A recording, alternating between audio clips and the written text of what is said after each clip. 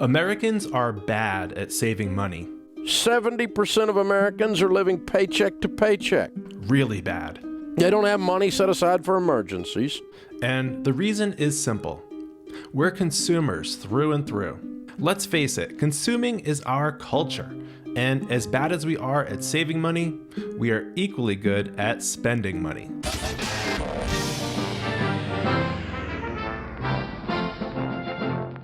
They run credit card debt and student loans and car debt all day, every day. We can study this behavior from a distance and see just how ridiculous it is, but in our day-to-day lives, it's very difficult to avoid the trap of mindless consumption. Consuming is woven right into the fabric of our society.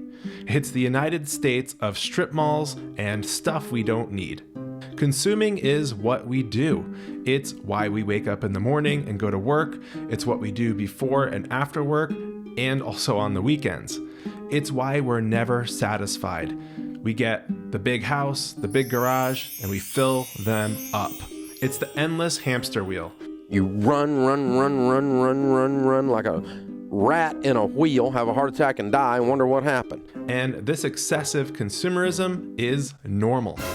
Therefore, to save more, get ahead, and retire early, the key is this: don't be normal. If you want to win with money, let me give you a good idea. Figure out what most people are doing and run in the other direction. Run! And while I don't agree with everything Dave Ramsey teaches, particularly his unrealistic expectations for investment returns and his phobia of credit cards, I don't have any credit cards. Not a single one. Dave Ramsey is right about this. Normal in America is broke and stupid. You don't want to be normal. Normal is broke. I love this catchphrase. 3 words, such a short and simple sentence that identifies both the problem and the solution. You want to be weird. Figure out whatever they're doing and do the other thing, right? And it's so true. It's easy to get the exact same financial results as everyone around you. And if you have the same behaviors as broke people have, when it comes to money, you're going to have the same results broke people have. You're just going to be another broke person.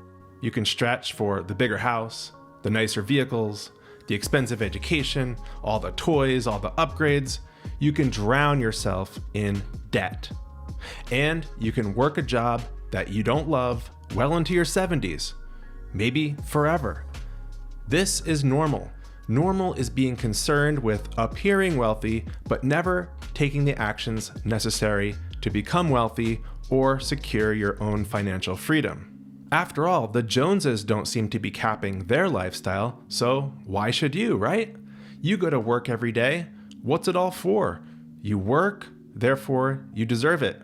You deserve all the stuff you want. Well, this is how the thinking goes anyway. But what about your freedom? Don't you deserve that even more than the stuff?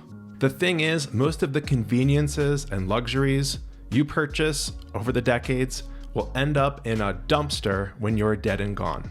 I've seen it firsthand with relatives that have passed away. No one will want your junk in 30 to 40 years. Maybe you won't even want it. But here you are today, working hard for it.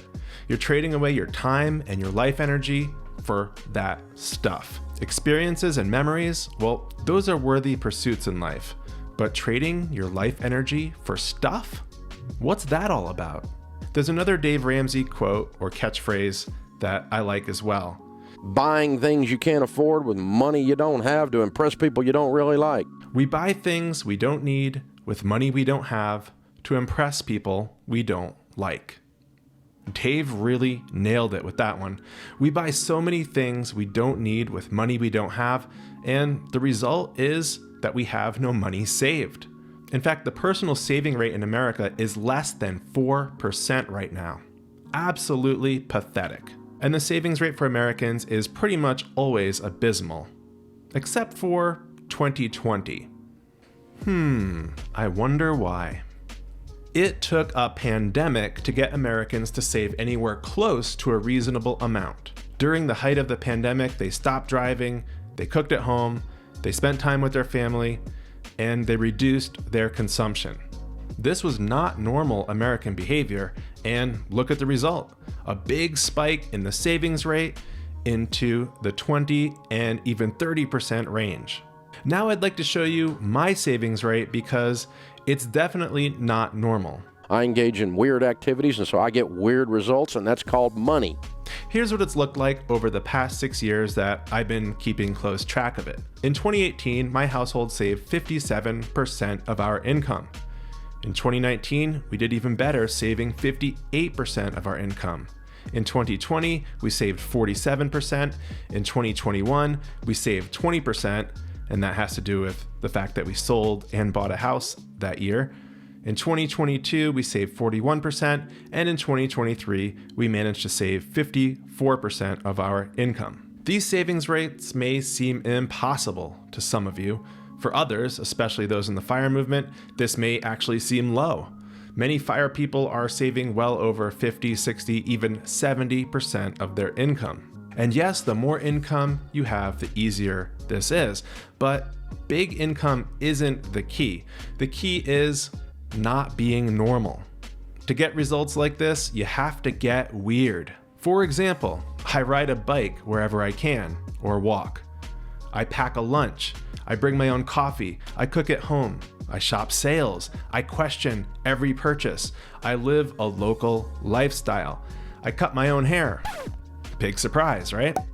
I practice minimalism. I make my own all-purpose cleaner. You know, just a small example.